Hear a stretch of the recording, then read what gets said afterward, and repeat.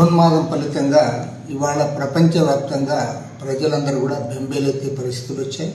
ప్రత్యేకించి గల్ఫ్ దేశాలన్నింటిలో కూడా ఇవాళ అందరూ కూడా ఆందోళన చెందుతూ ఉన్నారు.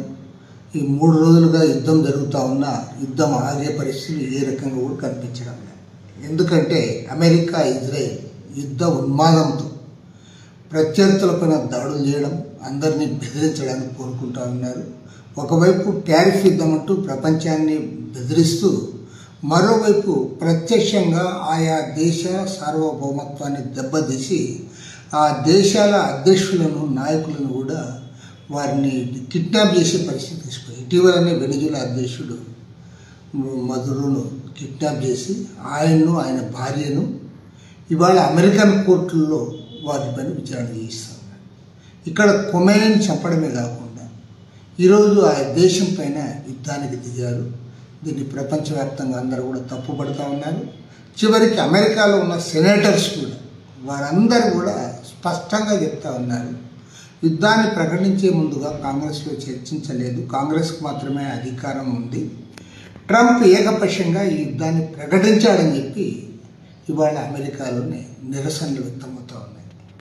కాబట్టి ఇవాళ ప్రపంచవ్యాప్తంగా ప్రజలు వారు ఏ దేశానికి చెందిన వారైనా అందరూ కూడా శాంతిని కోరుకుంటూ ఉన్నారు.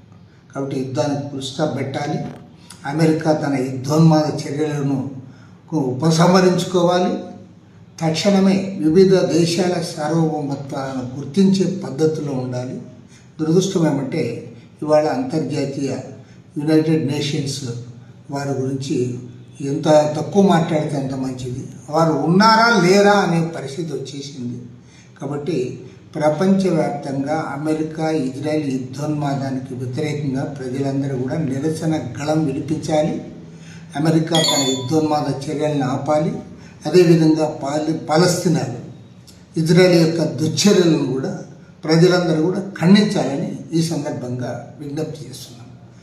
దేశ ప్రధాని నరేంద్ర మోడీ ప్రభుత్వము ఏమాత్రం కూడా ఈ యుద్ధోన్మాద చర్యలను ఖండించడానికి ముందుకు రాకుండా పరోక్షంగా దీన్ని సమర్థించే పద్ధతి వైఖరి తీసుకోవడం సరైనది కాదు.